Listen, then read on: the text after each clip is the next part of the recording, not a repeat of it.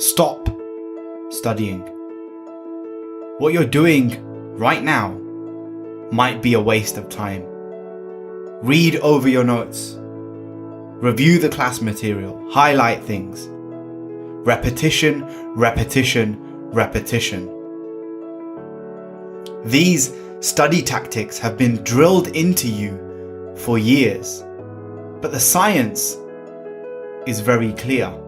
Certain study techniques are more beneficial than others. So instead of you spending hours and hours trying to search for the right answer, I've done the work for you. And in today's video, you're going to develop a significant advantage over the rest of your class, your friends, and your peers. You're going to learn the 5 best techniques for studying effectively in less time than anyone else. Now, if you want this to sink in and you want to be a master student, is while you watch, you're going to take action immediately. And this video is the first in a free 5-part video course on becoming the most remarkable student that you can be. And Motivation to Study and I, we want this information to be available to anyone, anywhere, at no cost. Because we believe you shouldn't have to pay for this. It should have been taught to you in your school, in your lesson. And since it wasn't, we got you covered. We're giving this all away for free. So just make sure you subscribe to both of our channels and you ring the bell icon so you know when new lessons are released. Let's get into it. Did you know there are people out there so good at remembering things that they compete in tournaments of learning and they are known as memory athletes?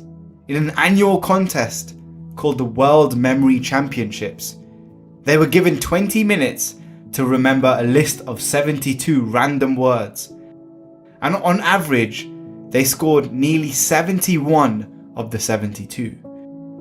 By contrast, an untrained control group could only manage 26. Another example, Akira Haraguchi. At 69 years old, much older than most of you listening, in 2006, recited 111,700 digits of pi from memory at a public event near Tokyo. For 16 hours, he kept going and going and going. Imagine the power of having a memory like that. And starting today, I want you to imagine yourself as one of them. You're not just a student or a teenager or a grad, but you are a memory athlete. You're going to become someone with such power over your mind that you can recall pages of notes, equations, formulas that you need without the endless hours of beating information into your head. But how?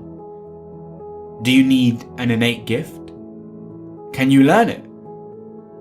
Well, actually, you already have. Picture where the spoons are kept in your kitchen, the socks in your room, the color of your toothbrush. These memory athletes use an ancient Greek technique called memory palaces. And once you master this technique, you too are going to dramatically improve your ability to study effectively and finally open up your dormant reserves of memory. The idea is simple. You walk through an environment like your house and you place objects in specific places, and then you match the things you want to learn with those objects. So when you're trying to remember that information, perhaps the notes you took that day in class, you don't just think back to your notes. You think of where those notes are in your house. Which object did you attach it to? What's the color? And you reapply this until it becomes crystal clear in your mind. This technique maps new information onto something that your brain has already evolved to do extremely well. Recall imagery in specific locations.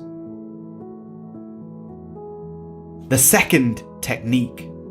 For thousands of years, people have known that the best way to understand a concept, explain it to someone else.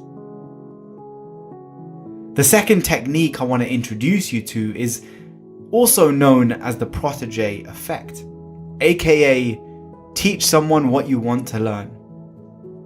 A 2007 study looked at this. How does teaching someone impact your learning? Students in this study who were also teachers to younger students, they scored higher on tests than pupils who were learning only for their own sake. Why?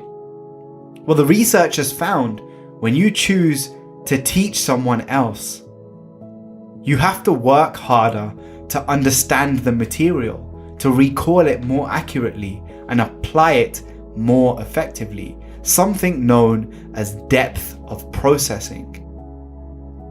Physicist Robert Feynman created a mental model called the Feynman technique. Now, some of you may have already seen videos about this on YouTube. This technique has 4 steps to it.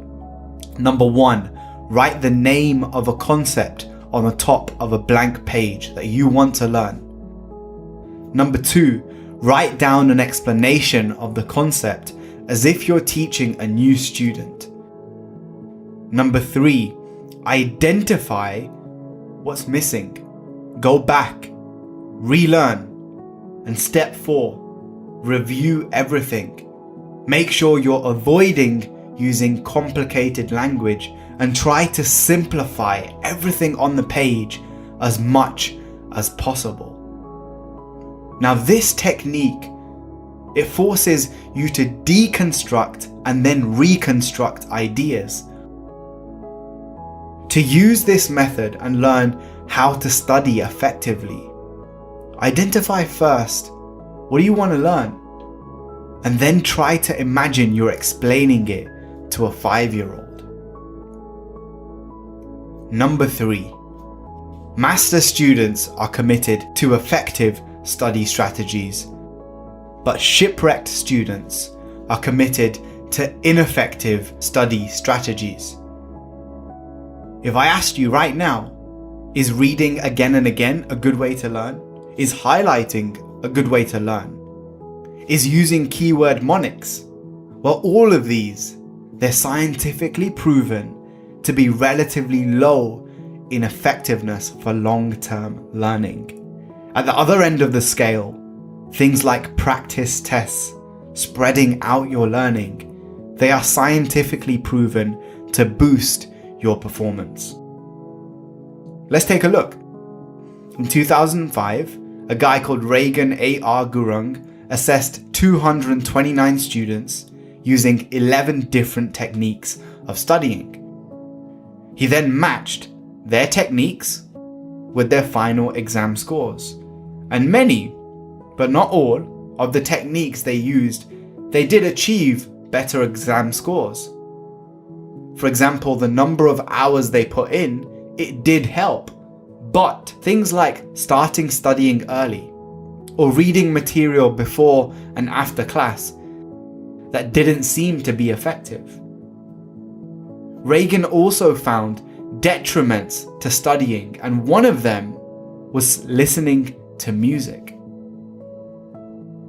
So what did he find that does work? Well, Reagan actually found a technique that strongly predicted your exam score. And that was the number of times a student did practice tests. This one thing, above all others, had a significant impact on how well they did on their final exam.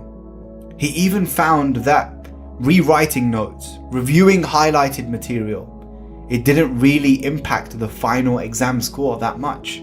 So like I said, master students are committed to effective study strategies, But shipwrecked students are committed to ineffective study strategies. And if you want to know which type of student you are, click on the link in the description and take the quiz to find out if you're a master, a dabbler, or a shipwreck castaway when it comes to your study. Not all hustle is created equal. Have you ever heard of number 4, the Zeigarnik effect? It's a concept in psychology that argues you remember uncompleted or interrupted tasks better than the ones that you complete. Why? When we start a task and then interrupt it, it creates a task-specific tension that can improve your cognitive function. So step away from your desk as you study. That tiny little tension that you feel. I still need to finish reviewing that chapter. I haven't done the next paper yet. It keeps the task at the top of your mind. And this keeps your brain focused on it. This way you can easily access that information and remember it better. So how do you take advantage of this technique? You take frequent breaks during your deep work.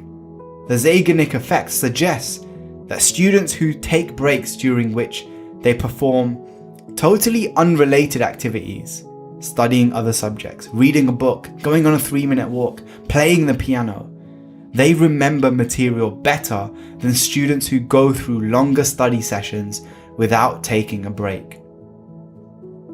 A popular way that I'm sure most of you have heard of is the Pomodoro technique, where you work for 25 minutes, you take a 5-minute break. You work for 25 minutes, you take a 5-minute break. And the final tip of this first lesson in our course: cramming is better than not studying in the short term. But is 7 hours in one day better than 1 hour every day for a week? If you were given the same amount of time for study, would you be better off spreading it out? And the answer is a resounding yes. Space it out.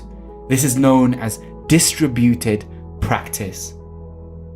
Distributing learning over time, either in a single study session or across study sessions, it benefits long-term retention more than massive cramming and learning back to back. Space your study out.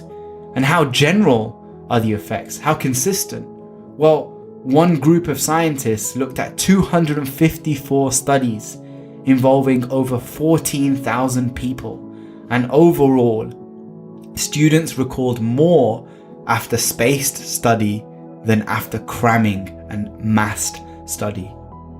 So look, at the end of the day, you have to do what works for you. Having family and friends around, replying to your messages on your smartphone, missing class, having the TV on, that's not going to help you. But doing practice tests, getting to sleep on time, eating the proper nutrition, exercising, explaining what you've learned to others, using these techniques, they are going to help. So you know what the techniques are. You have to prepare effectively. You have to focus on the right things effectively. And most of all, you have to take action every single day. Hope you guys enjoyed this video. Make sure you subscribe, and I'll see you in the next lesson of the series. Peace.